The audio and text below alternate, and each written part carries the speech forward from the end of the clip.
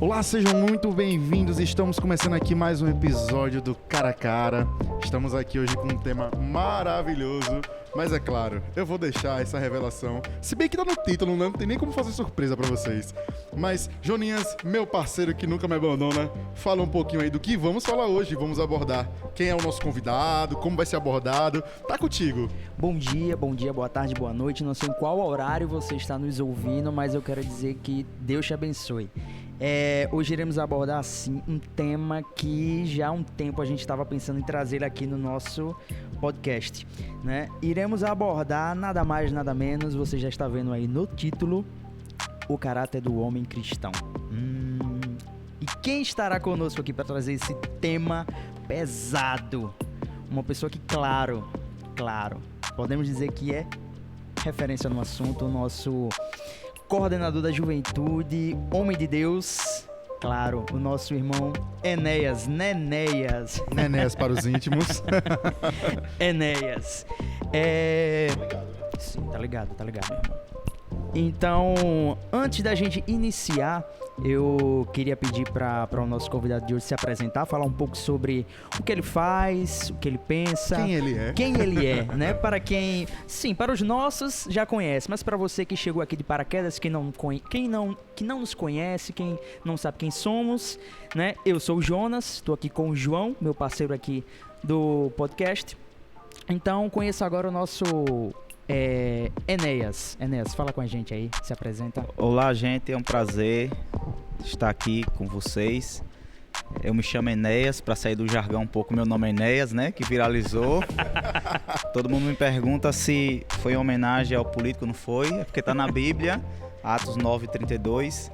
E eu sou pastor aspirante aqui da Igreja Batista Peniel, né, tenho formação em psicologia, com especialização em gestão de pessoas. Tem um consultório Psiquiame-se, onde a gente promove atendimento de soluções, né, psicoterápicas para quem nos busca. E também trabalho na instituição financeira, né, como gerente de uma instituição financeira. Casado com a mulher mais linda da vida, esposa Fran. Faltar, né? Estou casado já há 9 anos. Né, nasci aqui na Igreja Batista Peniel e também estou como coordenador da Juventude Batista Peniel atualmente.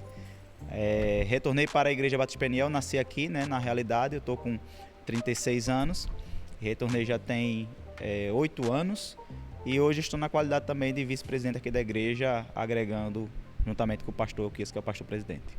Você acha que a gente ia trazer qualquer pessoa para falar sobre um tema desse? E para quem não sabe, a Fran, que ele citou aqui, foi a nossa primeira convidada. Sim. No primeiro episódio. Então, se você não assistiu o nosso primeiro episódio do podcast, pelo amor de Deus, você nem é gente.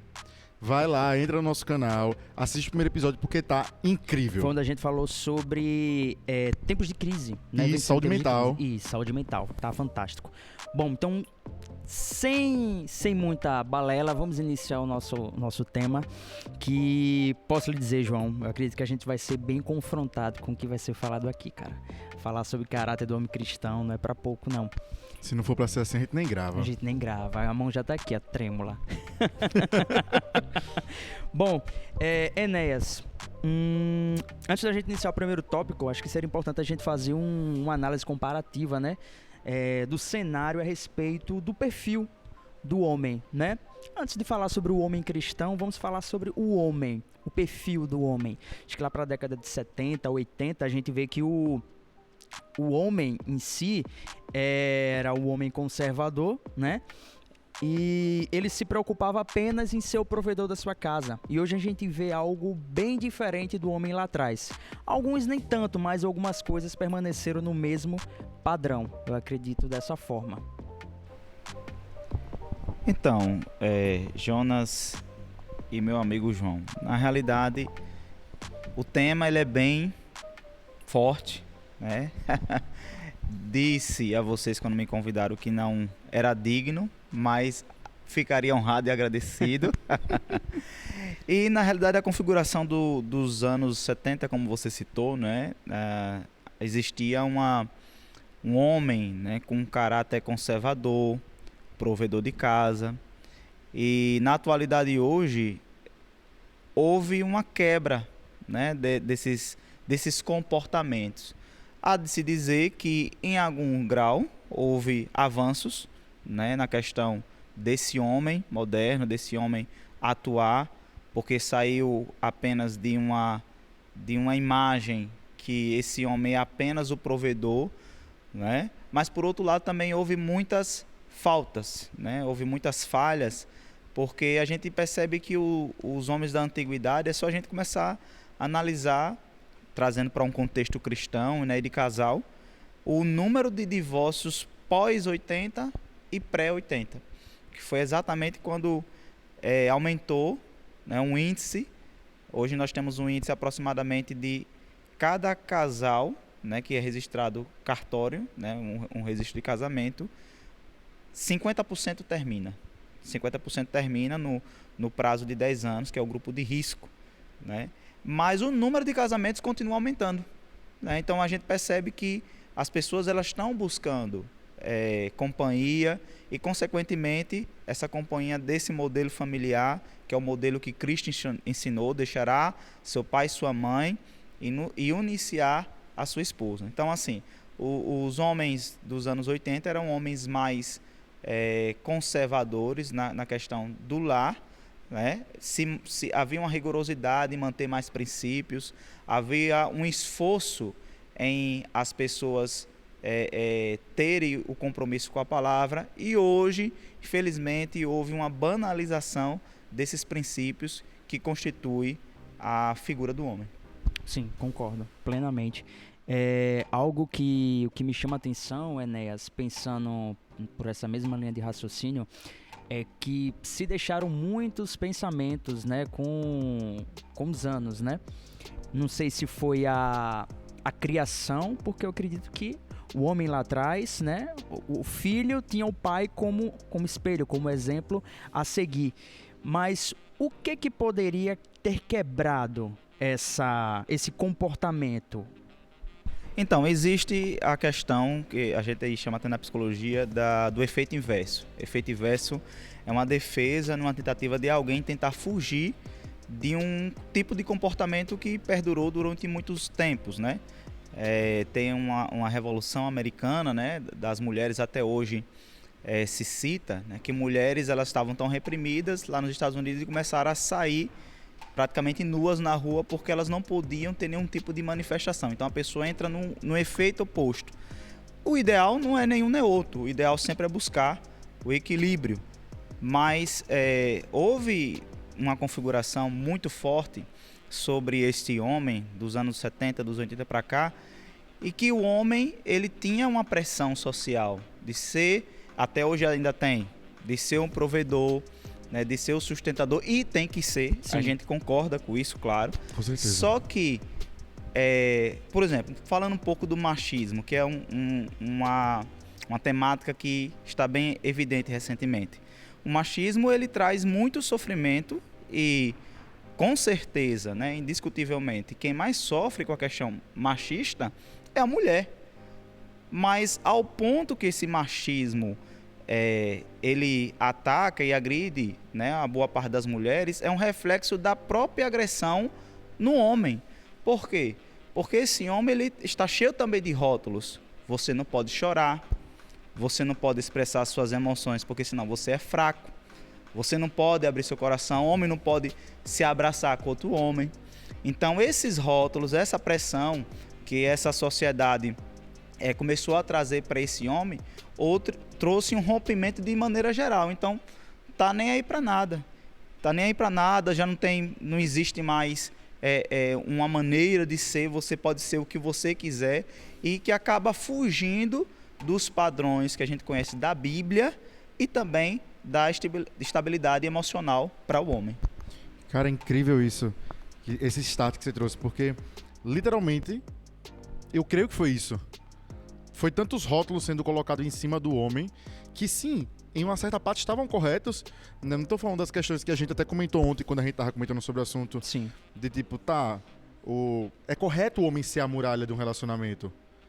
Olhando pela questão fisiológica, o homem é mais forte, o homem aguenta mais paulada. Então é certo em um relacionamento o cara ser a muralha. Sim. Tá ali pra levar pauleira mesmo. Mas também não quer dizer que o cara não vai pegar e não vai se abrir com sua esposa pra conversar, pra pegar e falar seus sentimentos, né? Não poder expressar e tudo mais que você tava comentando. E como a gente já tava falando, eu acho que foi na questão do extremismo, da questão de, pô, não vamos deixar isso acontecer mais, a gente vai poder fazer o que quiser, que literalmente saiu do trilho e em vez de só cortar o que estava sendo ruim, pegou e saindo do controle e cortando aquilo que também era o necessário, né? Que era o que a gente tava conversando, os homens perdendo seus princípios, começando a olhar para as mulheres muito mais como objetos, não querendo mais saber literalmente de um relacionamento sério, não focar em sua família, tá? A gente tava comentando isso ontem, eu falando, velho, o que é que eu tenho visto hoje, mais atualmente, de pessoas vindo conversar comigo? Homens que não querem coisas sérias, que só querem brincar, que estão mais focados em videogame, em besteira, do que no seu próprio futuro com sua família e constituir, dar um futuro melhor para sua família, dar o sangue por isso. E eu acho que isso tudo é consequência do que realmente já estava crescendo ali e na hora de tentar se arrumar, foi por um caminho totalmente diferente. O estereótipo do homem contemporâneo hoje, ele é basicamente o seguinte. Hoje o homem ele tá mais sensível, eu posso dizer, essa é a minha análise, é a minha opinião a respeito do perfil do homem contemporâneo. Ele é um homem mais sensível, é um homem que ele gosta de alimentar o seu próprio ego, é um homem homocêntrico, onde ele pensa que o homem tem que ser o centro de todas as coisas. É um homem descompromissado, ou seja, se houver algum compromisso é apenas com ele mesmo, né? E é um fato, é só olhar em como era vista a carreira obrigatória militar lá na época, o interesse dos homens e como é hoje. Cara, eu vejo muito homem que chega pra mim e fala, rapaz, eu não quero. Lá naquela época, era visto como algo, meu Deus, um homem tá dizendo que não quer servir o seu país, não quer ser um patriota, não quer ser um cara que quer... Enfim, é um homem que está se preocupando mais com a sua aparência. Isso que não é errado, claro, mas é um conjunto de alimento pro próprio ego. Não é um homem que tá muito descompromissado com tudo. Acho que essa é o perfil do homem contemporâneo de uma forma geral. Claro que existem exceções, tá? Mas a grande parte, infelizmente, tá sendo dessa forma. E aí onde a gente entra no primeiro tópico, depois dessa introdução, a gente vai falar sobre o perfil do homem cristão, né? A gente já vai englobar aí o caráter aí dentro, mas como é o comportamento do homem cristão? Talvez você que esteja nos ouvindo não entenda ou tenha uma opinião totalmente diferente de como seja uma mulher ou um homem cristão, tá? Se você quer saber como é o comportamento de uma mulher cristã, acompanhe as nossas redes sociais, acompanhe o nosso próximo episódio, porque iremos falar exatamente sobre isso. Mas hoje vai ficar exclusivamente apenas para o homem, tá? E aí é onde a gente entra a falar sobre esse primeiro tópico. Nenéas, Pode falar. nos fale alguns... Qual é a base do comportamento do homem cristão? O como o homem deve se portar, a base da palavra. A gente quer saber isso de você.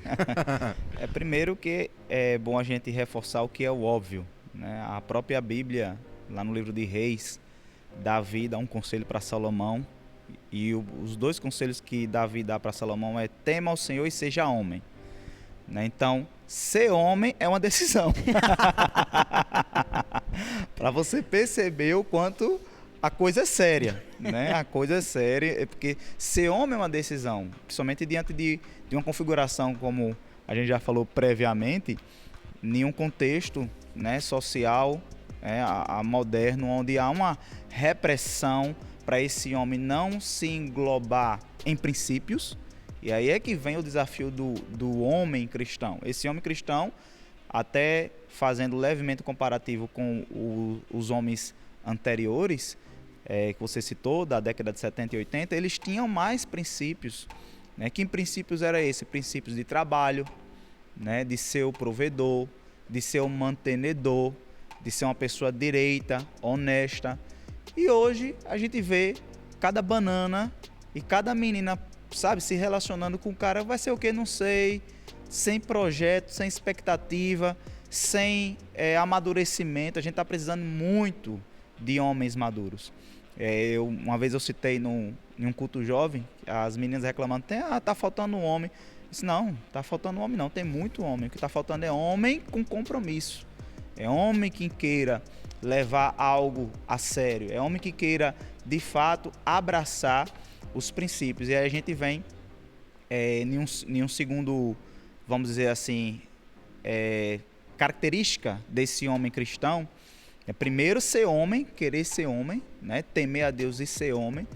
E uma segunda característica me lembra também Provérbios, né? Provérbios capítulo 20, versículo 6 diz assim: muitos homens apregoam a sua bondade, mas o homem fidedigno, quem o achará? Então, uma das primeiras características que eu diria bem peculiar de um cristão é um homem fidedigno, é um homem íntegro. A gente sabe da importância de trabalho, né, da característica desse homem de ser o homem que ama a esposa, o homem que tenha o seu sustento, seu trabalho, né, de forma honesta, de forma direita, não na configuração, repito, deste mundo que traz uma repressão para esse homem, que esse homem, na visão desse mundo, ele tem que ter o quê? Status, tem que ter carro, sabe? Tem que ter a sua independência financeira. Então isso acaba sendo um forte peso para este homem. Não que isso não seja bom, é até bom sim, mas a questão é quando isso traz, é colocado diante dele, goela abaixo, você tem que ter, você tem que fazer. E se essa mesma força desses tipos de pensamento fosse incorporado à maneira de ser do homem, nem princípios, você tem que ser fiel, você tem que ser honesto, você tem que ser trabalhador. O que vai adquirir, o que você vai conquistar vai ser consequência disso, de você ser um homem trabalhador, de você ser um homem honesto, de você ser um homem íntegro. E aí a gente vê na Bíblia Deus procurando tipos de pessoas para se relacionar. Entre elas são pessoas fiéis. A gente também vê uma menção de 3 homens que Deus fala lá no livro de Ezequiel sobre a importância da fidelidade, da integridade.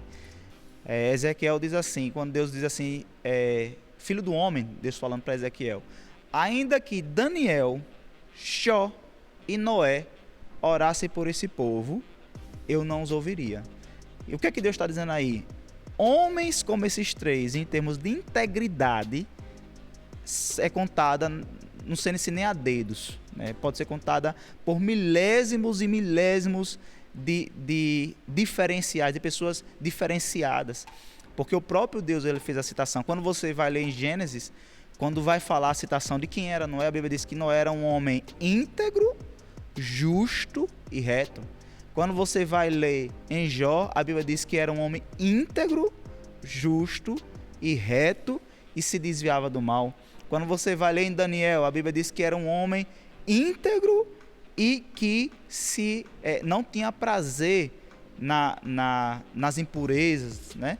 E hoje, infelizmente, é uma dificuldade, um desafio para esse homem se abdicar da impureza, da imoralidade sexual, porque isso é uma agressão para a gente, homem, é uma agressão muito grande. Onde você se encontra, você é exposto à imoralidade, à sexualidade, é uma cobrança dos dois lados. Para a mulher, que tem que manter aquele perfil, inclusive me remeteu até ao podcast de Agnes, que ela conversava muito, né? Essa pressão sobre essa configuração desse padrão, corpo, né? Do padrão dessa mulher, mas por outro lado também, acaba também refletindo na gente homem. Por quê?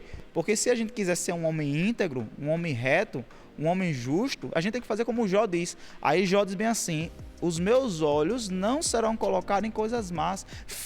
Olha o que Jó diz, fiz concerto ou aliança, em outras versões, com os meus olhos, para não ser colocado em coisas más.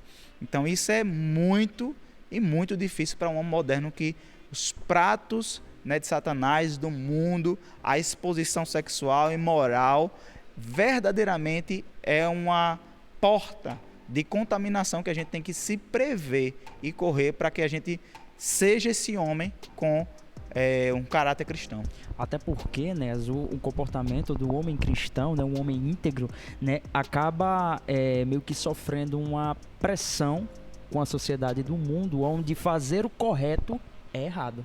Verdade. Aonde não é um homem que seja flexível para ser dado jeitinho em outras coisas, é errado. E isso, o homem que ele não tem uma estrutura emocional, ele se quebra ali no meio. Mas assim, quando se fala nessa questão de estrutura emocional, é exatamente isso. Aqui serve um conselho para mim, para nós e para todos os homens que estão ouvindo e para as mulheres que têm os seus parceiros, pais, famílias. É importantíssimo que a gente entenda um funcionamento emocional desse homem, né? E o funcionamento emocional desse homem já é um pouco, em termos gerais, a gente tem que dizer em termos gerais, a gente não pode, vamos dizer assim, não totais, mas em termos gerais no sentido de maioria. Não em termos totais ou completo, como se todo mundo funciona dessa maneira. Mas em termos gerais, por exemplo, o homem ele tem uma ressignificação emocional mais centrada em reflexões, no silêncio, né, ali, ou às vezes jogando, né, brincando, descarregando a sua energia nas questões que ele gosta, né, como se diz o pregador aí, né, nas suas caixinhas, né? Então, assim, sim, isso é uma configuração que tem que ser respeitada pelo homem. E vamos dizer assim, é uma joia de ouro para um homem ser respeitado. Um homem, ele precisa se sentir respeitado na sua essência. Me lembra até uma história que eu estava lendo em um determinado livro, que diz que um grande cavaleiro, vou contar aqui rapidamente para você entender como é interessante essa história. Um grande cavaleiro que andava pela floresta com o seu cavalo, né, para lá, para o meio do campo, e de repente uma princesa em apuros no castelo. Tinha um grande inimigo atacando o castelo da princesa. Aí esse cavaleiro que andava pelos matos, que andava com seus cavalos lá, pegou sua corda, enlaçou lá o inimigo, destruiu e o inimigo foi embora. E a princesa ficou apaixonada por esse cavaleiro salvador. Nada genérico. Né? Nada. Essas historinhas. Mas aí preste atenção o que é que vai acontecer. Nisso, ela ficou tão feliz que disse assim: ô cavaleiro, eu quero casar. Né? O rei chamou para casar com a filha dele, ele foi lá, casou. E agora ele já não estava mais no campo. Ele estava lá no castelo. E aí, quando ele ia sair, ele dizia para a princesa: olha, meu amor, eu vou sair para fazer minhas aventuras, né, para correr de cavalo. Aí ela dizia bem assim: oh, meu amor, que bom que você vai, mas veja só, você só está indo só com essa corda, tome uma espada, porque vai que apareça um inimigo. Aí nisso ele saía, quem apareceu? O inimigo. E aí, quando ele chegava lá, o inimigo tentando atacar o castelo, a mulher gritando lá. Quando ele pegava o laço, a mulher gritava: usa a espada que eu lhe dei, usa a espada aí, rapaz. Aí ele pegava a espada, ficava todo desengonçado. Resultado, ele largava a espada pra lá e pegava o laço, tirava o inimigo de novo. Aí entrava, aí a princesa: ô, meu amor, que bom que você me salvou, mas por que você não usou a espada que eu lhe dei, hein? Poxa! Aí de outra vez, lá vai ele novamente sair: ó, amor, vou sair, vou passear. Ela: vai, meu amor, vai, leva a espada e leva esse martelo também, porque vai que você precisa. Aí ele sai, quando ele volta, quem tá lá no castelo de novo? O inimigo. O inimigo. E aí, quando ele pega o laço dele, a mulher grita lá: usa o martelo, rapaz, que eu lhe dei. E o cara tenta pegar o martelo, tenta pegar a espada, e o inimigo, puf, derruba ele, começa a destruir ele. E aí ele se irrita, larga o martelo pra lá, larga a espada pra lá, pega o laço dele de novo e destrói o inimigo. E aí, volta pro castelo e a mulher: mas você não usou o que eu lhe dei, né? Rapaz, a espada, eu lhe dei o martelo e você usou sua corda. Mas que tipo de homem é você, hein? E é uma coisa séria, né? Quando chega pra um homem dizer: rapaz, que tipo de... Ou você é homem, rapaz, isso aí é uma agressão. Mas isso também, esse exagero às vezes na reação do homem, é também reflexo da sua masculinidade desordenada. Porque quem é homem sabe que é homem. Não precisa estar provando nada. Verdade, você é viado, verdade. você... Meu amigo, não importa o que você diga, quem é homem sabe que é homem. Mas para concluir essa questão da história, resultado, quando o camarada foi sair de novo, lá vem a princesa e disse: olha, leva o martelo, leva a espada, leva a sua corda, né, porque você quer, mas leva também aqui esse canivete. Aí ele papocou e tudo: quer saber de uma, eu vou embora, não volto mais. Puf. Aí foi embora, vou morar na mata. E por que eu estou trazendo esse exemplo? Porque a própria Bíblia diz em Provérbios que é melhor você morar num lugar só do que uma casa com uma mulher gotejando. E aí é exatamente isso. Quando numa relação, eu estou falando numa relação conjugal, né? E quando existe uma relação conjugal onde, para qualquer uma das partes, existe uma tentativa de mudar o outro, de se impor, né, sobre o outro, é muito complicado. E diria que em termos gerais, não em termos totais, para um homem ele tem que se sentir respeitadíssimo. Ele tem que sentir que ele, o mesmo homem que conquistou esse castelo, essa princesa com uma corda, ele agora permanece tendo os mesmos talentos, as mesmas expertises e não precisa, vamos dizer assim, de questões que ele mesmo não se identifica, né? Então, nesse exemplo que eu dei assim, só dessa história dinâmica, é só para entender que este homem ele tem que se aceitar, ele tem que conhecer as ferramentas dele, porque a própria Bíblia fala que quando Saul percebeu que Davi ia lutar, já ia citar, né? Quando Saul percebeu que Davi ia lutar, disse: tome minha armadura, não. Então cada um tem que conhecer a sua expertise, a sua essência, e não pode ter comparativos dessa masculinidade. Ó, veja aí, ó, o Saul, ele luta com essa escudo, como é que você vai lutar, Davi?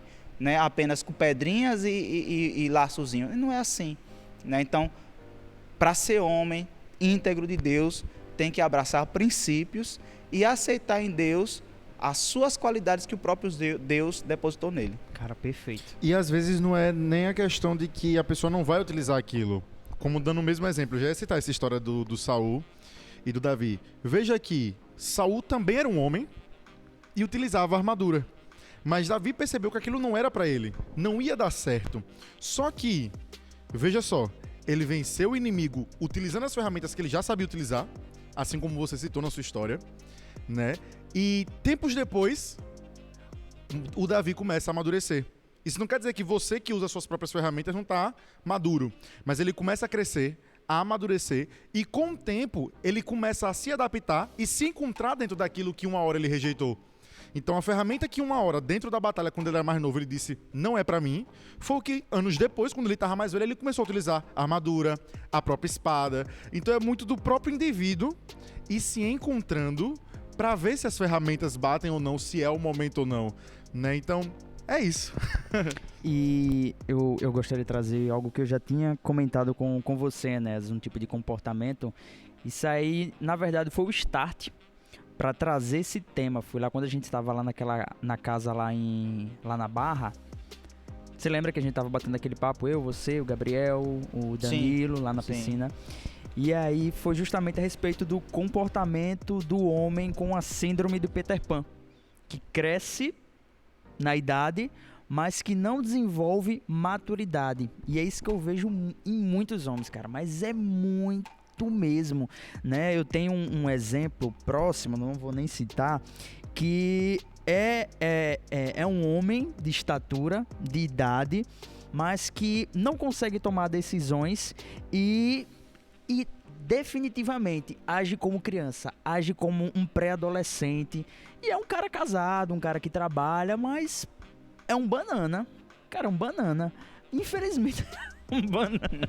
Mas aí, o Enéas, acho que pode aprofundar melhor. Eu vejo mais como... Pode ser, né? São casos e casos. Mas, exemplo, às vezes é muito mais de criação. Exemplo, hoje eu tenho 20 anos, com cara de 30. E mentalidade também mais do que de 20 anos. Mas por quê? Por conta da criação que eu tive. Mas não só por isso, porque, digamos, eu sou filho único. Entre aspas, né? Eu tenho minha irmã, mas minha irmã nunca morou comigo. Então eu poderia ter tudo para não amadurecer o mais rápido possível. Agora, as circunstâncias em que a vida me colocou, durante toda a minha fase de crescimento e desenvolvimento, fizeram com que, com pouca idade, ainda na fase da adolescência, eu já estivesse pensando muito mais à frente do que os moleques que eu tava vivendo. Então, eu pelo menos olho muito pela questão de vivência da experiência que às vezes o próprio indivíduo se coloca e a criação dos próprios pais. Tem todo um negócio por trás. Enéas pode falar melhor do que eu isso aí, porque ele que estuda comportamento. Vocês já estão, na realidade, antecipando corretamente as influências dos entes primários, né? Que é pai e mãe.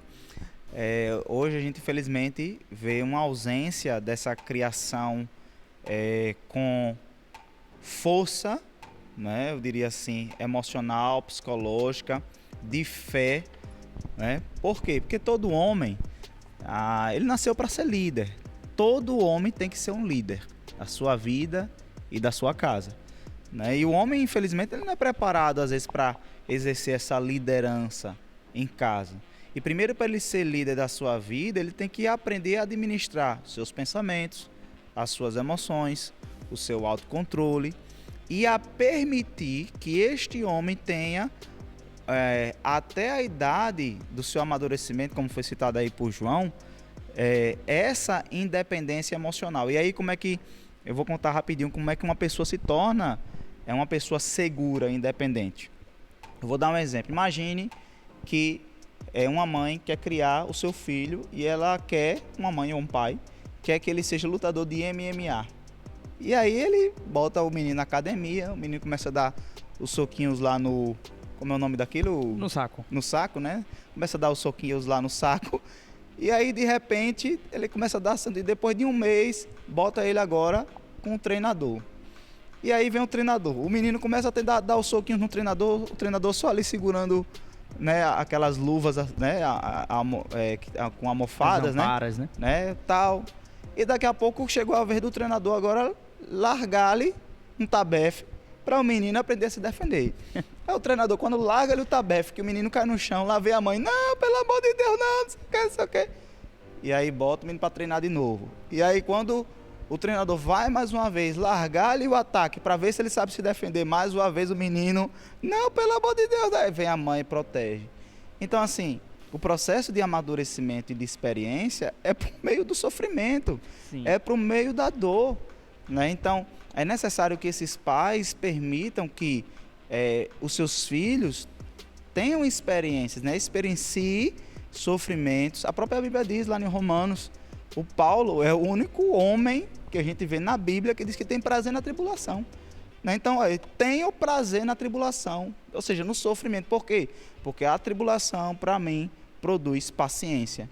E a paciência, para mim, produz experiência. Então, é a experiência que vai produzir o amadurecimento. Então, infelizmente, são mães ou pais, às vezes, muito protecionistas, que não permitem esse menino passar por um processo de sofrimento, de experiência, sabe? E eles crescem inseguros, né? Então, para você ter ideia, quanto mais uma criança se sente dependente do pai e da mãe, né? Para você ter ideia do quanto é importante essa relação de dependência, quanto mais ela tem dependência, né, com o pai e com a mãe no contexto. E quando eu falo de dependência, é em questões afetivas e uma dependência saudável. Porque hoje não existe ninguém dependente. Você depende de ar para respirar, você depende de comida para viver, você depende de trabalho, você depende de transporte público, de um carro, você depende de tudo, você depende. Agora, a dependência segura. O problema não é ser dependente ou não. O problema é se essa dependência é uma relação de dependência segura. Então, quando essa criança tem uma dependência segura com seus pais, ela começa a ser independente lá fora. Mas ao ponto que ela não tem uma dependência segura em casa, isso é, ela tem medo, ela é reprimida, né? Aí você pode ver adolescentes, nesse contexto que eu estou falando de meninos, né? Adolescentes que a mãe chega lá, homem não chora, porque você chora, isso aí, você é um homem ou um rato, né? E vem esses jargões, ele começa a não ter uma dependência segura, agora ele tem medo de chorar, agora ele tem medo de falar para a mãe dele que ele está vulnerável, que ele está passando por um momento difícil. Por quê? Porque essa dependência da mãe agora se tornou insegura. Então, a partir do momento que essa dependência é insegura, ele também fica inseguro no mundo. Então, o que a casa tem que promover para a criança é uma relação de dependência segura, onde a criança possa externalizar, né, o seu sofrimento, a sua dor, o pai e a mãe não emitir críticas ou juízo de valor, mas ouvir. Isso é uma coisa que está faltando na nossa atualidade, pessoas que queiram ouvir. A própria Bíblia fala, né? O homem esteja pronto para ouvir, tardio para se irar e tardio para se irar. Ou pronto para ouvir, tardio para se irar. Né? Então, e tardio para falar. Então, o que a gente precisa hoje são de pais, né? E para todos nós, você que já é pai, você que ainda vai ser, prepara o teu coração para você dar uma relação de dependência segura para o seu filho. Não de independência, porque senão aí ele vai ser criado em um contexto de libertinagem, de que se tudo pode fazer, então tem que ter regra, tem que ter limite. Não de dependência total emocional, né? A dependência total emocional da criança ou aquele menino não consegue fazer nada é uma dependência frágil. Mas a dependência segura é quando aquela criança ou aquele adolescente pode externalizar e o pai e a mãe dizem, não, mas se preocupe não, você vai dar a volta por cima, você vai conseguir, vamos tentar mais uma vez, não é o fim. Eu estava vendo um comentário na internet de um pastor que ele chega a dizer que nos Estados Unidos, no Japão, me parece que é o menor índice de crianças que reprovam. É o menor índice do mundo de crianças que reprovam. E as crianças que reprovam, olha o que os pais dizem para essas crianças, dizem assim, meu filho, você é tão inteligente que a escola não lhe entendeu. Então, vamos estudar mais uma vez. Ou seja, promove segurança para a criança, né? Para o adolescente. Dizer, você é um burro, você é um moleque, você não faz nada, não vai dar para nada. Isso é palavra de maldição. Está arrumando maldição para a criança, para o adolescente, para o filho.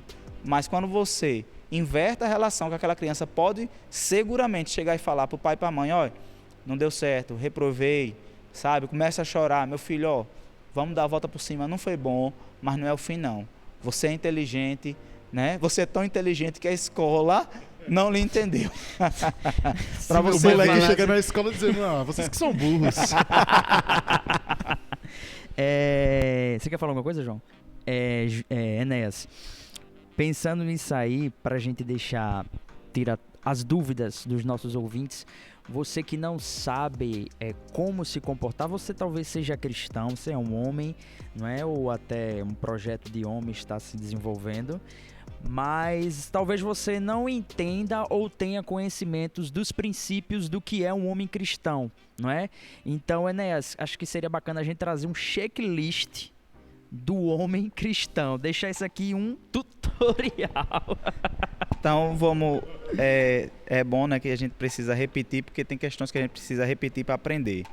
Para uma memória, né, e para a memória de longo prazo, ela tem que ser repetida pelo menos 3 vezes por dia durante pelo menos 1 ano para chegar lá. Então assim, o primeiro seria temer a Deus. Anota aí. Né? Primeiro seria temer a Deus, e aí vem caneta, viu? O que diz o livro de Salmo 128, né? Feliz o homem que teme ao Senhor. Irá bem, sua mulher será como uma videira frutífera, os seus filhos serão como plantas de oliveira. Eis que assim será abençoado o homem que teme ao Senhor. Feliz irá bem. Então, temer ao Senhor seria o primeiro ponto, né? De ser essa característica de homem. Aí vem o segundo conselho de Davi, seja homem.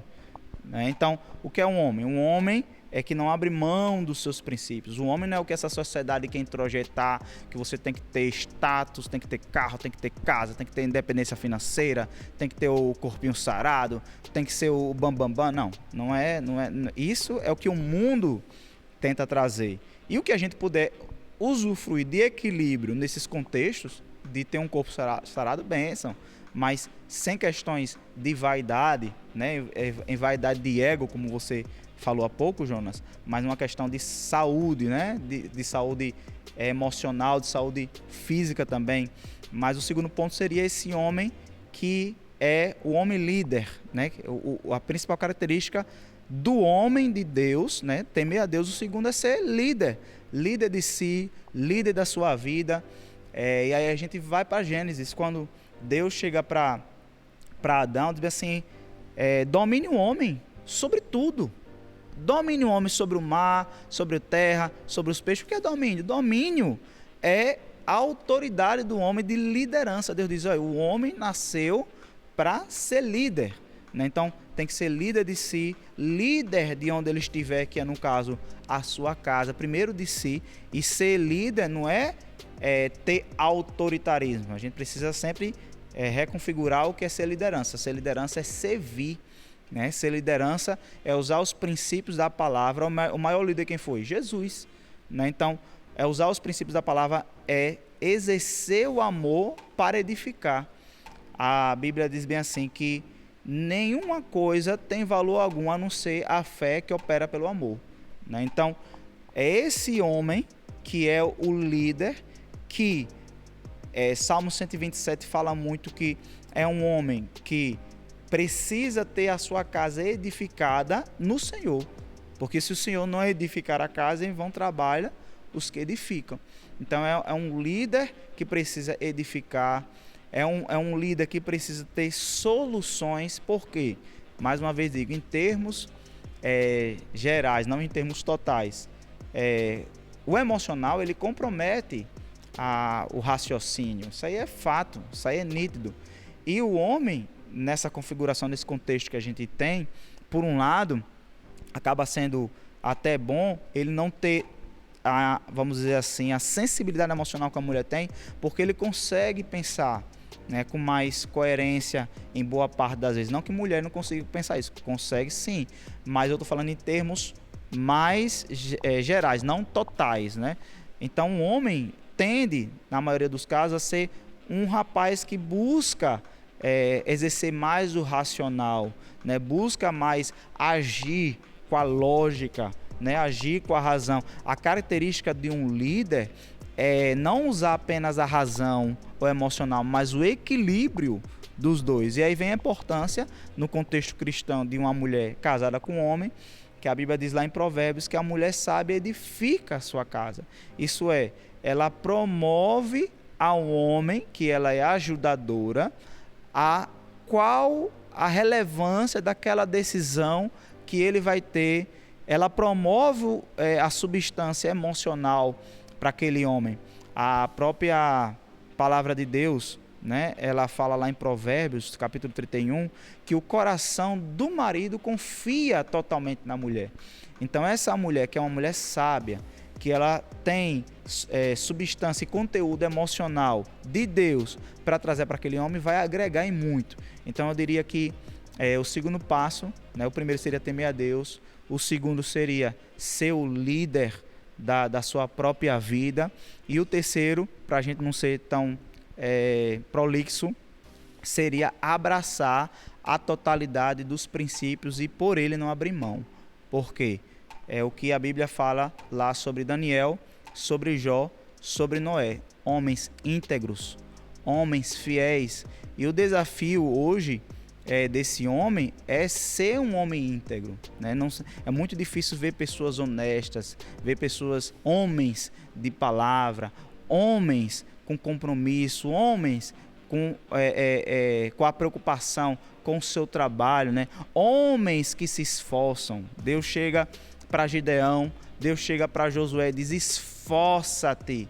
E hoje, infelizmente, a gente tem uma geração de homens que não quer esforço nenhum, quer tudo de mão beijada, sabe, quer as facilidades. Então, o homem que é homem, ele abraça o esforço. Por isso que é importantíssimo, você trouxe a comparação no início, dessa geração dos nossos pais, dos nossos avós, que ele não tinha medo de dar cara a tapa, não tinha medo de ficar 12 horas trabalhando, não tinha medo de suar, de pagar o preço. Meu pai, quando eu era pequeno, ele dizia: filho, das tripas o coração para adquirir isso daqui. Então, não tinham medo, trabalhavam 12 horas. Hoje não, hoje a gente tem uma sociedade que passa 12 horas no Instagram, passa 12 horas com questões triviais. Então, o que eu vejo como desafio para esse homem é ser íntegro, é fugir dessa imoralidade, é ser um homem honesto, é ser um homem fiel, né? É muito difícil hoje você encontrar pessoas fiéis, quem dirá homem.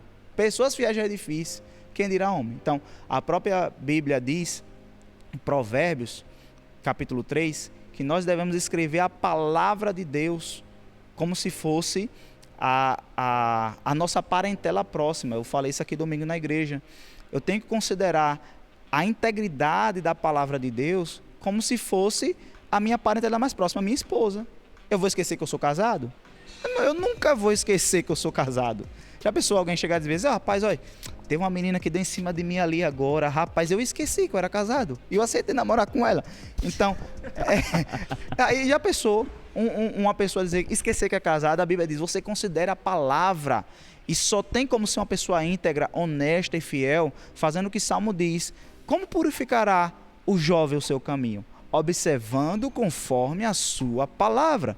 Então, só a palavra de Deus que pode tornar um homem que naturalmente é um homem pecador, que é um homem falho, que é um homem que cai, que é um homem sujeito às tentações, como qualquer um é, mas ele permanece firme nessa palavra. É como eu também comentei aqui domingo, essa palavra ela tem que ser usada como os dedos da nossa mão. A gente esquece de estender na mão? Não, a gente usa em todo momento, em todo canto. Está aqui pegando o microfone, está pegando o celular, está indo para casa fazendo alguma coisa. A palavra de Deus tem que ser usada como os dedos da nossa mão. É o que diz lá em Provérbios, capítulo 3, né? Você deve considerar a palavra como sua parenta forte. Escreve nas tábuas do teu coração.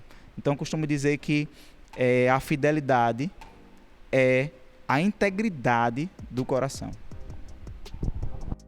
Cara, posso dizer que é confrontante demais essas palavras, Enéas. Então, vendo por esse lado, a gente vê que no cenário de hoje, né, a gente vê muita garotada, né? Um pessoal que precisa acordar. E não falo isso, infelizmente, não falo isso no mundo secular. Eu vejo isso também, infelizmente, nas nossas próprias igrejas. Nas nossas igrejas, exatamente. Homens que até as mulheres falam, né? Tá em extinção. Você concorda? Ei, calma aí, antes da gente já partir pra esse ponto, então. É porque eu pensei que você ia comentar em cima daquilo. Eu falei, não, vou esperar que ele comente. Porque eu tava tão ligado, velho, nesse ponto, mas... Não, porque eu tenho alguns pontos pra comentar, só que eu pensei, não, Jonas deve ter pegado algum start desse final, porque o que eu ia comentar foi o começo do que o Enes falou, que é alguns pontos que eu anotei aqui, contando aquela questão que eu perguntei a você agora, né? Pelo celular, a gente tá aqui se comunicando, tá, gente? Pelo WhatsApp pra saber as coisas. E entra muito no que o Enes falou, que é como aconteceu com Davi e Salomão. É uma escolha você decidir ser homem de verdade. Então, Davi chegou lá e, trocando as palavras aqui, seja homem. Assim como o Tá já falou pra mim, usando as palavras dele. Honra as calças que tu tem. Né? Então, é uma escolha como você pegou e falar e dizer não pra tudo que é bombardeado pro homem. Seja na área sexual, que atualmente no atual cenário da sociedade é o que mais ataca, né? A fidelidade, os princípios, a deixar de ser homem e querer só ser moleque, a síndrome do Peter Pan. E aconteceu uma questão muito engraçada com o Jonas, que eu vou deixar bem aberto para não dar detalhes, que eu até falei com ele. A gente tava em um certo local e acabou acontecendo uma situação muito complicada. Não tão complicada, mas que eu e Jonas, na hora, a gente notou que, velho, a gente tem que vazar daqui. Aí, na hora, a gente acelerou, saiu, e quando a gente saiu daquele local, a gente falou, velho... A gente foi sincero um pro outro e falou, velho, aquilo nem chegou a mexer com os meus olhos. Mas pra não dar brecha, pra que pudesse os meus olhos sentir algo, ou acontecer algo que subisse ao coração, foi bem mais sábio a gente ter saído mesmo na velocidade, não foi, Jonas? Exatamente, dessa forma. E aí se a gente falar isso pra uma pessoa que não tem princípios cristãos, um homem que não tem os princípios que a gente segue, qual seria, o que ele iria falar? Ah, cara, mas o que tem de errado? O que tem de errado? Bom, foi relacionado ao sexo oposto. Talvez a galera esteja voando, João. Foi relacionado ao sexo oposto. E às vezes o homem chega e escuta um negócio desse. Não, cara, não tem problema nenhum. O que é que tem? O que é que tem? Né? Mas aí as pessoas não entendem, né? Que seguimos um estilo de vida diferente. Exatamente. O estilo de vida. E por que a gente trouxe esse tema? Não é? Foi algo que a gente esclareceu, né, João? Nas últimas reuniões que a gente teve, trazer aqui temas que relatem um pouco do estilo de vida de um jovem cristão, o estilo de vida de não só um homem, mas um jovem, um homem, uma mulher cristão, né? Um homem ele pode falar sobre diversas coisas, um homem cristão pode falar sobre diversos assuntos, não relacionados apenas sobre religião, Bíblia, enfim. Pode falar sobre vários assuntos, como a gente já tem trazido aqui também. Finanças, saúde, Enfim, diversos assuntos. A gente trouxe também relacionado somente a nossa fé que a gente professa, né? Que foi o último que a gente falou. Se você não assistiu, assista. Exatamente. Mas é isso que a gente quer trazer para aqui, não é? Como é o estilo de vida de um homem cristão? Como é o estilo de vida de uma mulher cristã? O que se fala? O que se faz? Como age em determinadas situações? Não é? E é isso. E não é fácil. Não é fácil. Não é fácil. Enes, você já relatou diversas, assim, você já falou para todo mundo, nos cultos jovens, né, situações. Algo que me chama muita atenção foi aquela situação que você contou, que você estava almoçando lá no seu trabalho e o pessoal estava brincando, né? Acho que você sabe qual é, né? Não, conta, precisa estar registrado, precisa ficar registrado. Essa situação aí eu tava almoçando, né, e o pessoal tava brincando, que tinha um funcionário lá que tava com a mancha na camisa, na farda dele. E aí um do pessoal, eu tava na minha quieto, não tava me envolvendo com nada, né? Mas o pessoal lá comentando bem assim, Enéas, ele vai dizer pra mulher dele que que aqui esse batom, essa marca de batom na camisa dele foi quando ele pegou o ônibus, uma mulher encostou, a mulher tava de batom e melou. Sua mulher acreditaria nisso? Aí eu confesso que eu respondi, não respondi com grosseria, eu respondi com naturalidade ali e tentei não parecer uma cortada. Depois foi que eu percebi que para eles soaram como algo estranho. Até todo mundo parou e olhou para mim. Aí disse, sua mulher acreditaria se no ônibus você dissesse a ela, disse, rapaz, minha mulher acreditaria no que eu falasse, porque ela nunca me pegou em mentira. Toma essa! Brasil! E eu acho que esse homem cristão que você falou, que é um homem, antes de vocês, já antecipando a resposta da pergunta de vocês, que é se esse homem está em extinção, está, a própria Bíblia está falando lá, homem fidedigno, quem o achará? Naquela época, Salomão já expressava, quem achará esse homem fidedigno? Quem achará esse homem íntegro? Então, reforçando, quem é esse homem íntegro? É um homem transparente. Como nesse exemplo que eu disse, esconder o que, meu amigo? Se você tá com um homem ou com uma mulher, mas eu tô falando nesse contexto de homem, eu falo pra minha esposa, pode pegar meu celular, pode fazer o que quiser, eu não tenho que esconder, porque se tiver algo de errado, você tem que ser transparente. Tá com medo de quê?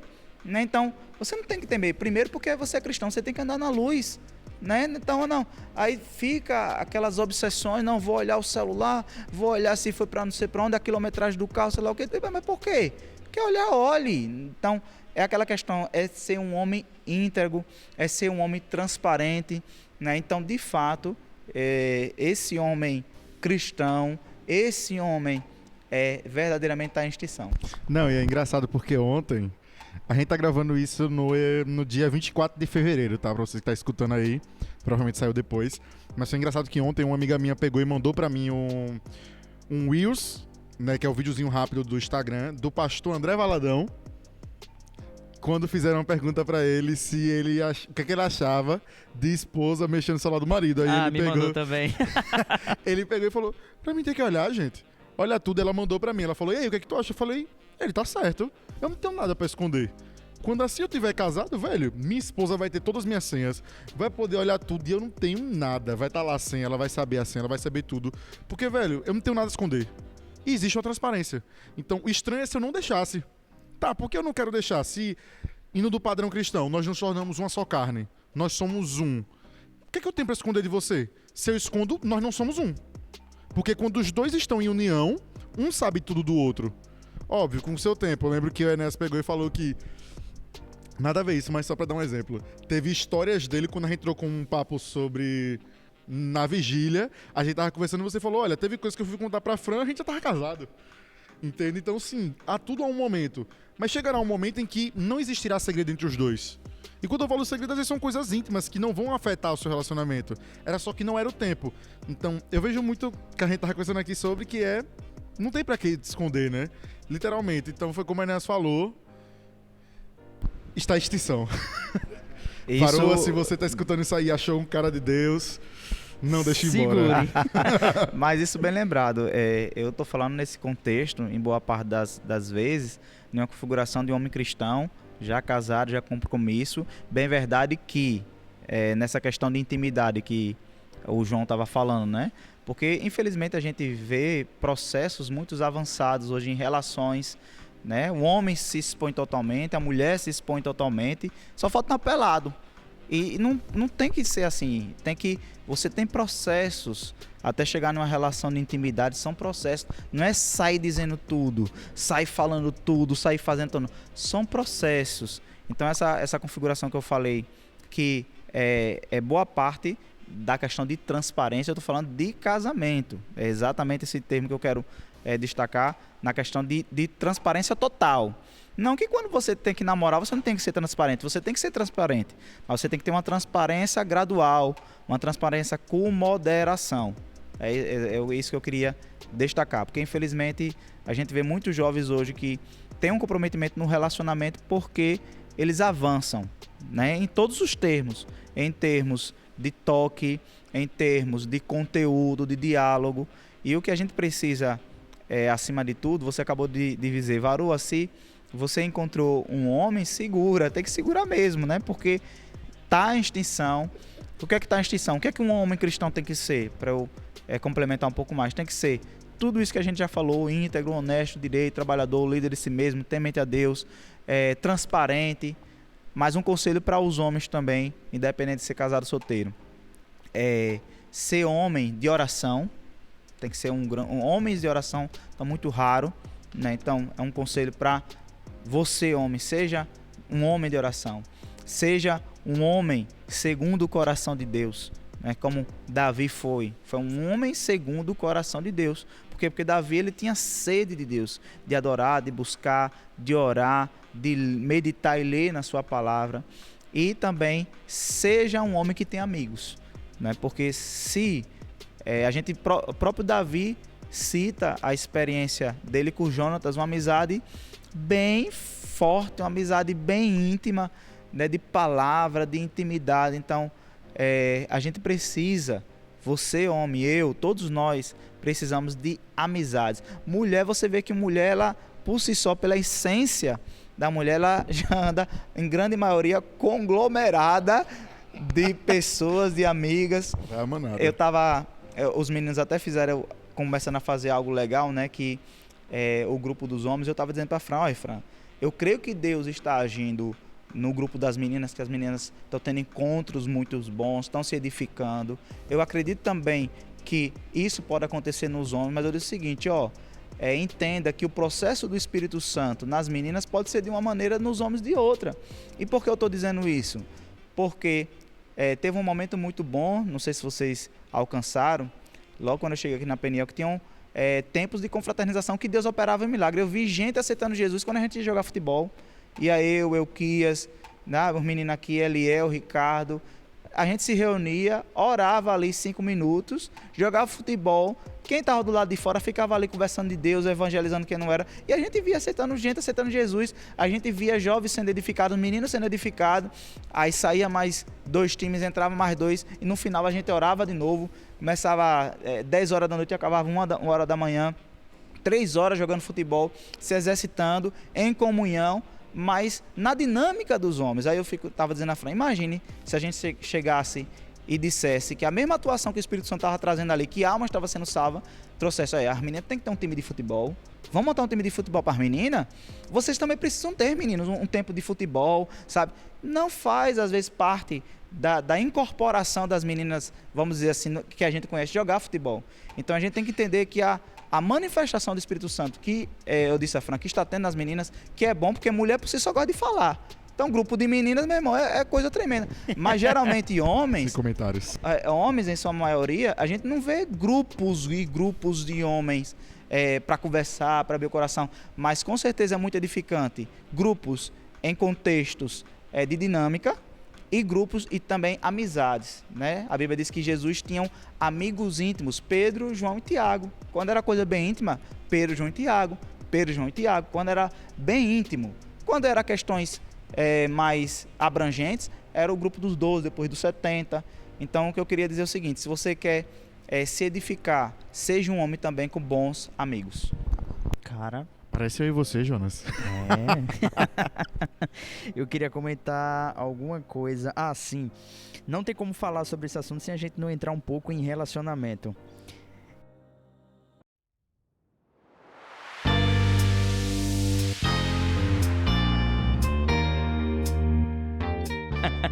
Falando em relacionamento, né? Você falou sobre algo, João, que realmente, o que eu vejo?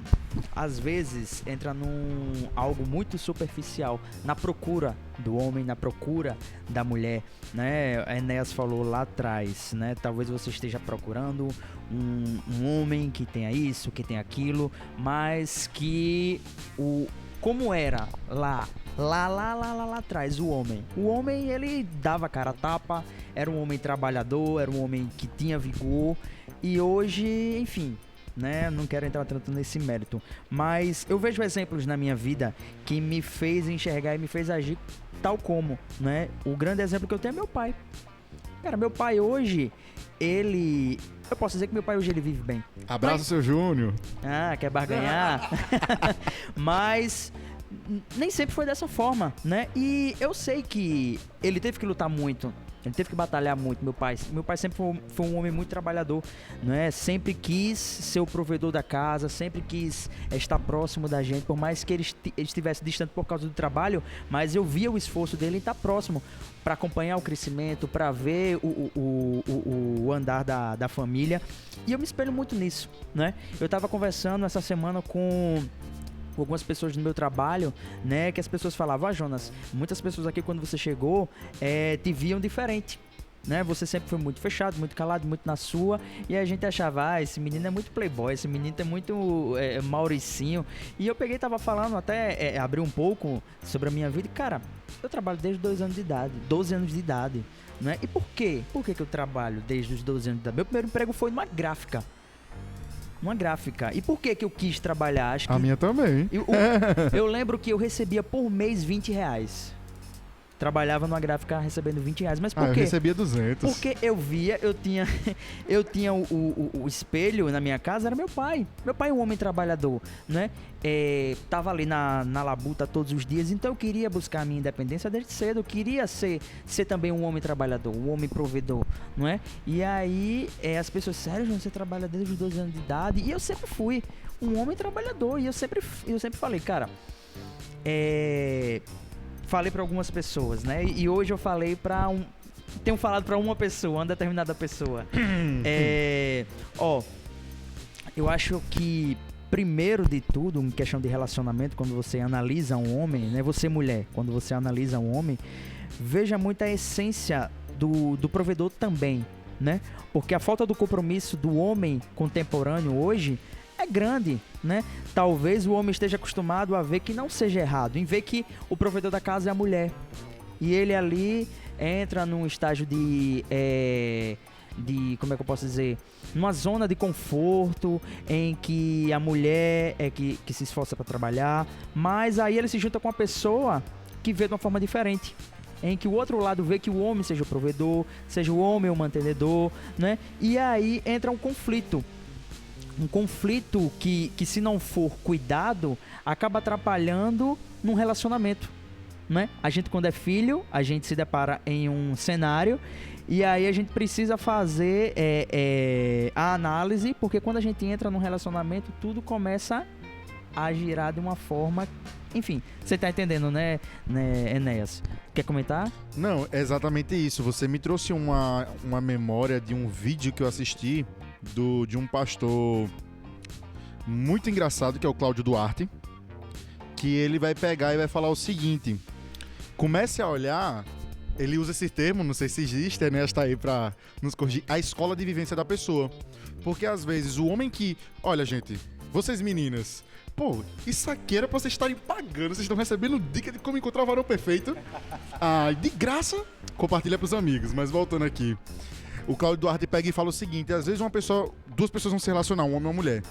O homem não teve a imagem de pai de casa. Então possa ser que ele veja a imagem de que a mãe dele sempre fazia tudo pra ele. Tô dando um exemplo sempre fazia tudo pra ele, né? Limpava a casa, fazia almoço, tudo certinho, e era a provedora de casa. O lobo e a hiena, né? E aí ele pega e começa, dentro da mente dele, se ele não mudar isso durante o processo de crescimento dele, de amadurecimento, ele vai sempre ter essa visão de que tem que ser assim. E ele acaba se casando com uma menina que foi ensinada pela escola B. Ele foi ensinado pela escola A. Ela foi ensinada pela escola B, que o quê? Ela tinha um pai, que era o provedor de casa, e que ao mesmo tempo ele ajudava a mãe dentro das coisas do provento de casa, né, na arrumação normal.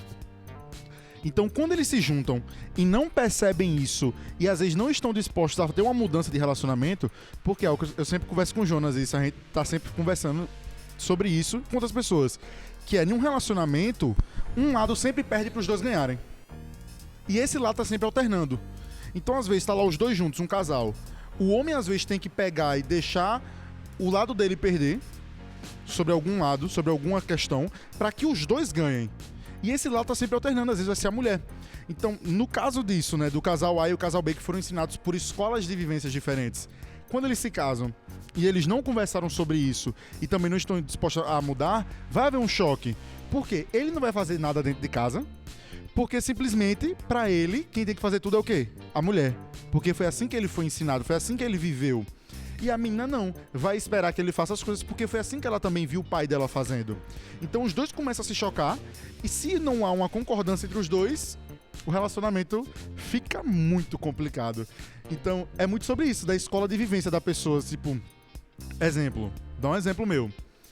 Eu não morei com meu pai, eu só morei com meu pai até os 8 anos de idade, traduzindo, nem tenho muita memória sobre.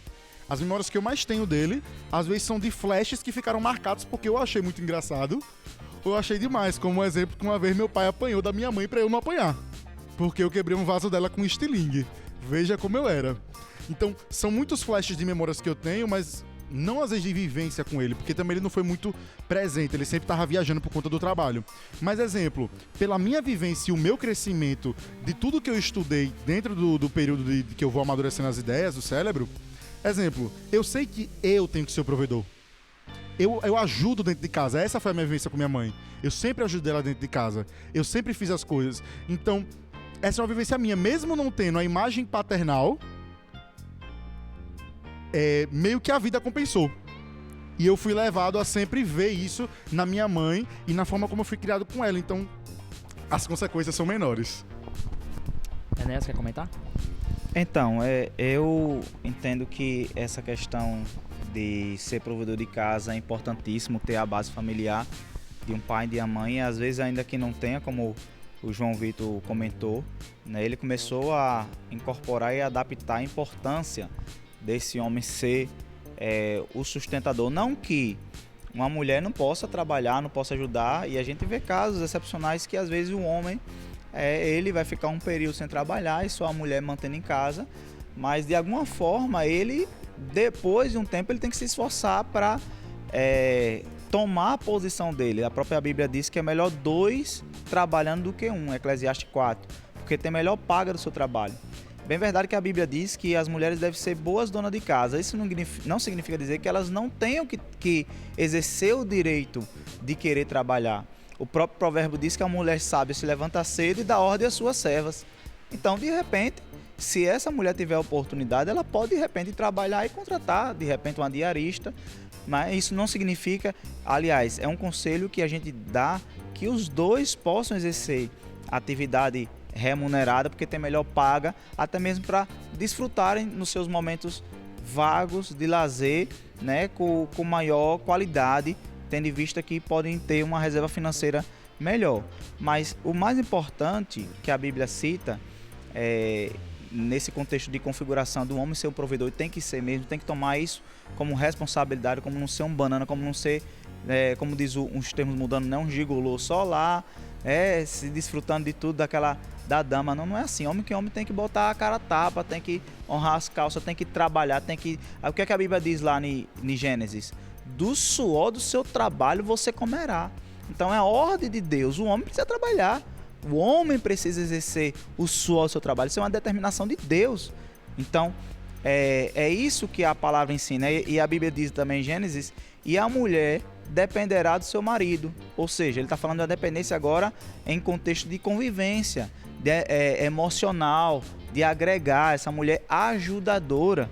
E o homem dependerá do trabalho, né? É o que a Bíblia diz. O homem dependerá do trabalho, foi o que Deus declarou sobre o homem e sua mulher. O homem dependerá do trabalho do Senhor da terra e agora a mulher será dependente do marido, né? Então existe uma palavra de Deus. Então o homem ele tem que exercer essa questão de trabalho, de honra. Eu me alegro muito porque eu aprendi muito com meu pai também. Minha vida toda do meu pai foi trabalhando, foi sendo humilde, foi sendo servo. Eu espelho nele como o próprio Jesus diz, né? Servo inútil sou se só fizer o que é mandado. Meu pai ele era balconista, vendedor, mas ao mesmo tempo ele também era cobrador, mas ao mesmo tempo ele lavava o banheiro. O trabalho dele era 8 horas, a carteira ele chegava às 7 da manhã, saía às 7 da noite. E eu chegava a perguntar, meu pai, por que o senhor sai tão cedo? Porque a gente queria passar tempo com o nosso pai. Ele disse, meu filho, é porque eu tenho 5 bocas para sustentar. Então eu não quero fazer só o que tenho que fazer. Porque o primeiro que mandar demitir aqui vai saber quem? Aquele que só faz o que tem que fazer. Então ele fazia muito a mais. Mas o principal que a Bíblia determina para o homem, em um contexto de tanto solteiro quanto casado, é trabalhar. É ser líder, é ser sustentador, é ser provedor. E num contexto já mais de casado, é homem, ame a sua esposa como Cristo amou a igreja. Então, bem verdade que a mulher vai precisar e vai querer um homem que traga sustento. Mas o mais importante é o amor. Porque se além de eu ter aprendido com o meu pai essa questão de trabalho, eu também aprendi com ele que é a questão de amar. Eu nunca vi meu pai gritar com minha mãe. Tem mais de 40 anos de casado. Eu nunca vi ele gritar, eu nunca vi meu pai levantar a voz, muito menos a mão, contra a minha mãe. Eu nunca vi meu pai chamar a minha mãe de nada. Só isso, nunca. Diante de Deus, nunca vi. E depois dos meus 24 anos de casado, minha mãe fez um voto com meu pai de não brigar mais. Eu já tenho 36 anos, né? Tem 12 anos que eu não vejo uma discussão do meu pai e de minha mãe. Então, assim, é bem verdade que, embora parcialmente, vou dizer assim, eu tenho uma concordância com esse termo de um perder para outro ganhar, eu diria que um tem que renunciar, né? Um tem que renunciar para que os dois ganhem. E na realidade a melhor relação é essa, é o ganha-ganha. Não é eu ter que perder para minha esposa ganhar, minha esposa perder para eu ganhar. É os dois ganharem. Quando os dois ganham, essa é uma relação equilibrada, é uma relação saudável. Por quê? Porque eu amo tanto minha esposa que eu imito a Cristo. O que foi que Cristo fez? Sendo em forma de Deus, não ousou ser igual a Deus, então renunciou à forma de Deus e veio ser servo, veio ser humilde. Então, eu também que amo minha esposa, eu renuncio muitas das questões para que eu venha amá-la, para que eu venha exercitar o amor.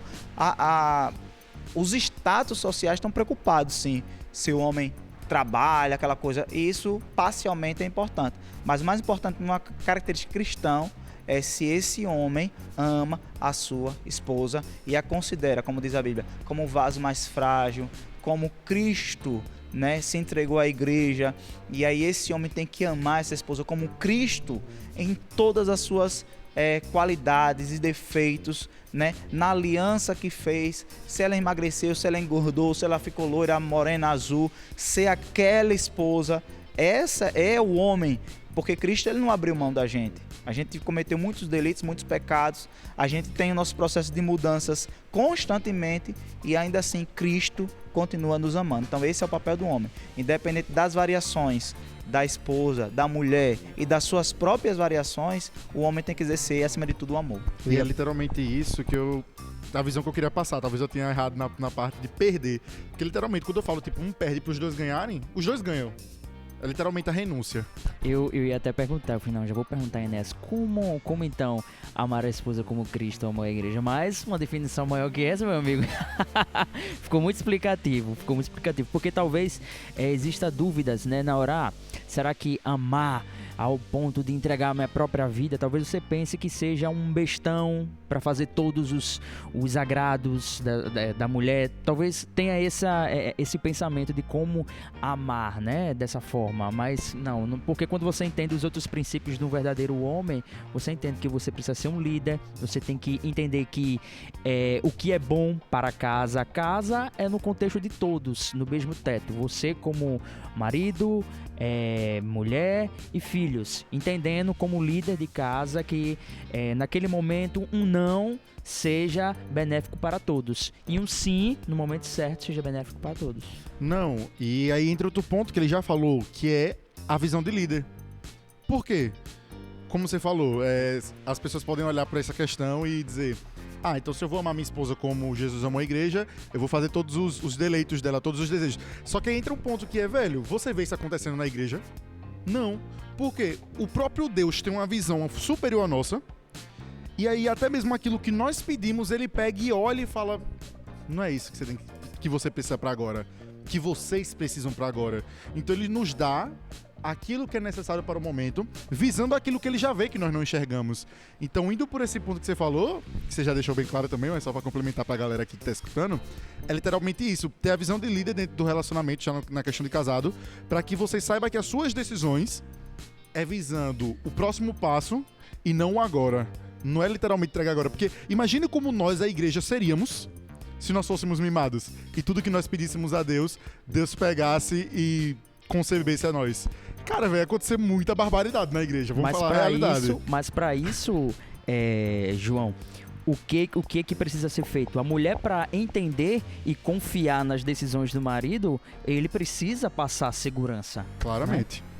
Né? E assim, essa segurança que a gente pode perceber que a mulher pode ter é a questão do amor mesmo. Qual é a mulher que não quer ter um homem que o ama?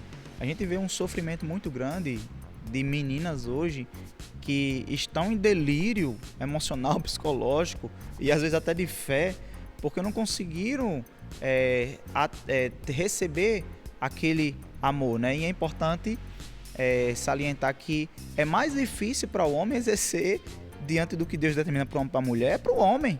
A mulher seja ser submissa ao seu marido. Ah, meu Deus do céu, eu sou submissa ao meu pastor, eu fui submissa aos meus pais, eu sou submissa aos meus patrões no trabalho, eu sou submissa às autoridades. Há um policial que eu não conheço, se ele disser encoste, eu sou submisso. Meu amigo, é pra mim uma coisa tão fácil ser submisso. Agora, você amar como Cristo amou a igreja, meu amigo. Agora, imagine você chegar bem assim, ó, trocando só esses exemplos que eu falei aí. É bem verdade que a gente tem que amar a todos. Mas como Cristo amou a igreja, você se entregou por ela. Isso é, você tem que doar a sua vida, amar, como diz 1 Coríntios 13, né? O amor é o quê? A gente fala em uma configuração desse amor romantizado e moderno que a sociedade traz, né? De felicidade, de alegria. Bem verdade que o amor, ele traz essa alegria. Mas a essência do amor é Lucas 7,47. Primeiro é o perdão. A quem muito ama, muito perdoa.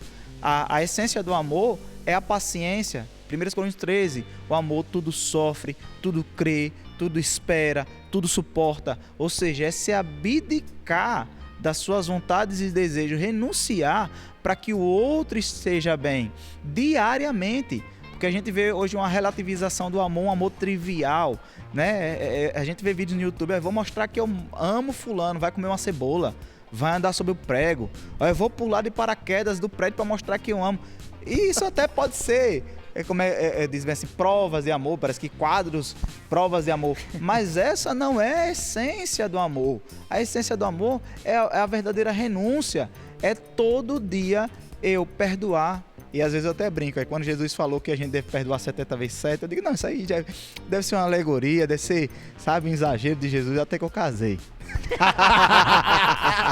Eita Deus! Ah, meu amigo, tem dias que se você contar uma discussão de uma manhã e em cada um minuto você tem uma raiva, vou dizer uma besteira, é mais de 70 vezes 7, que é 490.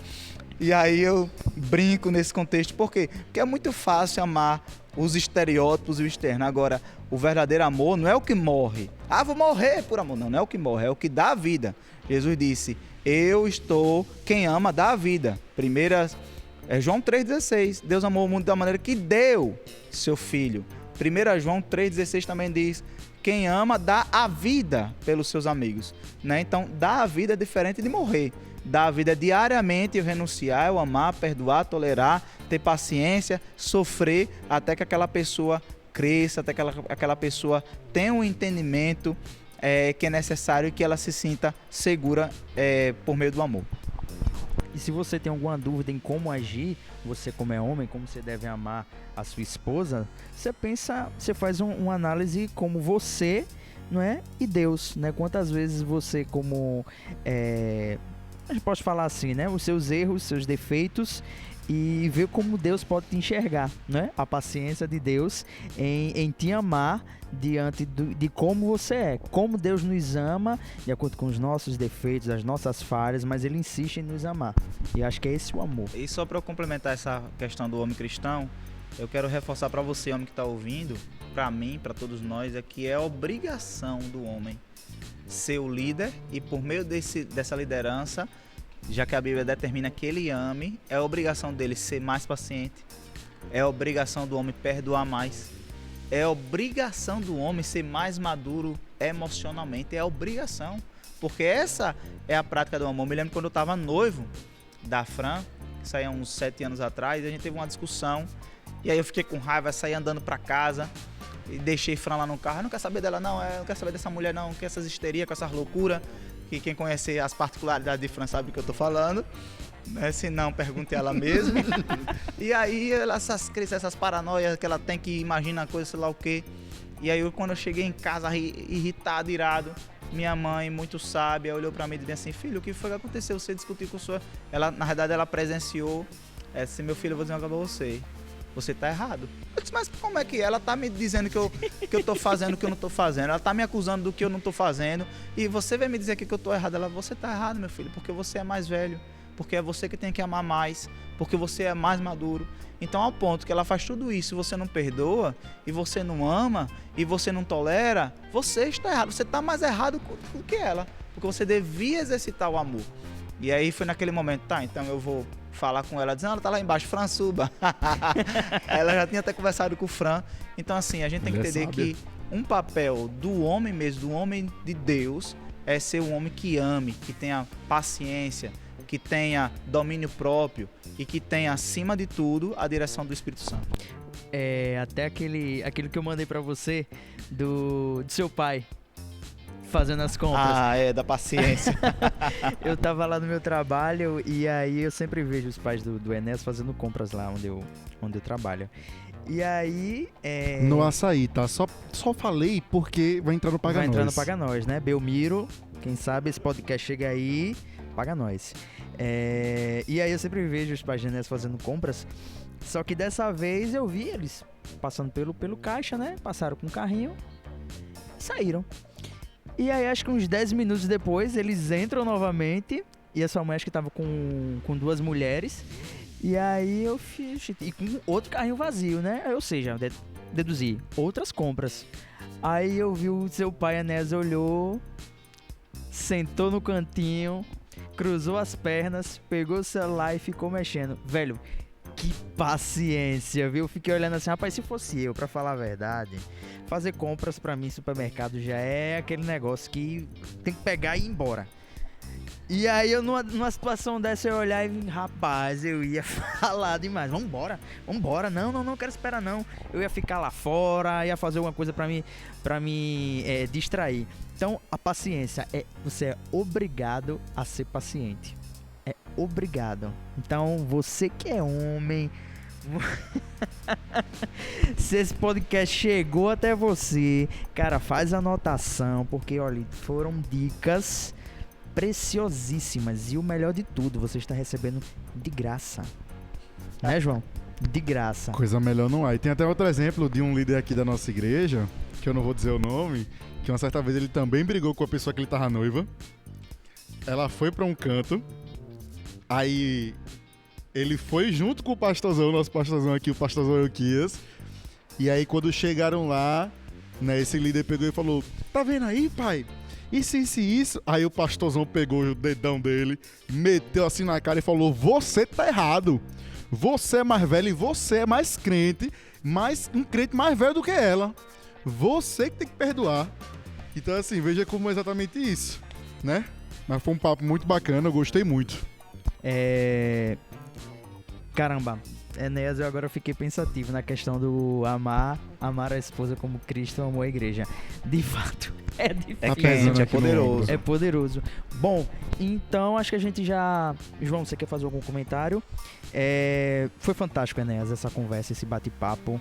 E pra gente poder encerrar, né, esse episódio, eu quero agradecer, eu louvo a Deus pela sua vida, Enéas. Você tem sido Amém. um exemplo para a juventude, um exemplo para nós, homens jovens, homens mais velhos. Acredito que você tem contribuído muito para a nossa comunidade aqui em Peniel, para os seus amigos, as pessoas mais próximas, né? Louvo a Deus porque temos visto o caráter de Cristo em sua vida, né? E não só para outras pessoas, mas eu posso falar por mim, não é? A sua vivência, os seus conselhos me ajudaram bastante, né? Sempre quando alguém me fala a importância do aconselhamento, eu posso dizer, tanto você como o pastorzão, se não fosse os conselhos, né, de vocês dois como homens que viveram muitas coisas, também lógico meu pai, né? Eu tô falando sobre exemplos de homens, né? Mas assim, trazendo aqui para a comunidade, os dois homens que eu vejo como um grande exemplo para mim são vocês dois, você e o pastorzão. E cara, se eu não tivesse, né, levado até vocês determinados assuntos, determinadas decisões que eu precisava tomar, eu tinha feito muita besteira, né? Então, você mulher, não espere que o homem com o qual você está junto, que é um homem cristão, não espere que ele seja um homem perfeito. Ele é um homem imperfeito em processo de amadurecimento, né, melhoria, e não acha errado ele falhar, né? Você que é homem, se você falhar, não é? Você estará certo em reconhecer o seu erro e buscar melhoria para você. E tem sido isso, não é? O grande desafio para nós homens, reconhecer, porque às vezes o nosso ego quer falar mais alto, não é, João? A gente como homem, a gente pensa, não tô citando você como exemplo, já eu vi só o tô olho aqui, colocando você porque para você concordar, cara. Quem mais pega e quando joga um defeito na minha cara eu falo, tô errado, vou mudar, sou eu. Mas, só pra finalizar, então eu louvo a Deus, Enéas, pela sua vida. Você tem sido um grande exemplo pra mim, tá? Aqui na nossa comunidade. Louvo a Deus e agradeço pelo seu ensinamento, né? Pelo conteúdo que você trouxe, né? Para o nosso podcast, para o Cara a Cara. Então, é isso. Para finalizar, Enéas, eu gostaria, a gente tem aqui o quadro, sempre quando a gente finaliza, você que também é ouvinte do nosso podcast, você já conhece que é o resumão, né? O resumão já ligando aí com os agradecimentos, né? Eu quero agradecer, né, a participação, né, desse trabalho que é fenomenal, que tem crescido, né, de maneira poderosa. Quero declarar também uma bênção especial sobre você que tem ouvido todos os podcasts e esse também, que você seja enriquecido pela bênção do Senhor, que essas palavras que aqui foram ditas por nós seja verdadeiramente instrumento do agir do Senhor na sua vida, na sua mente, no seu coração. E concordo também com essa questão que todos nós somos falhos, né? Que é necessário muita paciência do homem e da mulher em contexto de casamento. A própria Bíblia diz em Lucas 21:9 que na vossa paciência você possui a sua alma. Então a paciência é uma condição de existência, uma condição de vida diária, né? E sobre essa questão de imperfeição, verdadeiramente a Bíblia fala que a perfeição ela tem que ser buscada, e a perfeição ela é um processo de você diariamente querer ser melhor. Esse é o estado perfeito, porque o estado perfeito é inacabado. Não existe, isto está perfeito e acabou. O estado perfeito, ele vai evoluindo constantemente. Mas como é uma obrigação, como a gente já falou aqui, que é a obrigação do homem amar, 1 João, capítulo 4, versículo 18, diz assim, no amor não há medo, antes o perfeito amor lança fora o medo. Porque o medo vê a pena, ou seja, as consequências. O medo, as pessoas deixam de fazer uma ação porque ela tem medo que aconteça alguma coisa. Então o medo tem consigo a pena, a consequência. Mas quem, diz 1 João 4,18, quem tem medo não é perfeito em amor. Então você só começa a ter um amadurecimento, uma perfeição no amor, entendendo 2 pontos específicos aí nesse momento finais que vocês comentaram. Que de fato nós somos falhos, mas que nós não temos que ter medo de melhorar, não temos que ter medo de ser o provedor, não temos que ter medo de exercer as atividades, não temos que ter medo de tomar as decisões, não temos que ter medo de ser líder. Nós temos que crescer, erguer a cabeça, olhar para o alto, se preciso for, recomeçar, Provérbios diz, cairá 7 vezes, justo 7 vezes se levantará. Então quero dizer para você que você, meu amigo, você pode recomeçar, independente do que acontecer na sua vida. Você pode recomeçar, você pode reconstruir. É do zero? Pode ser do zero.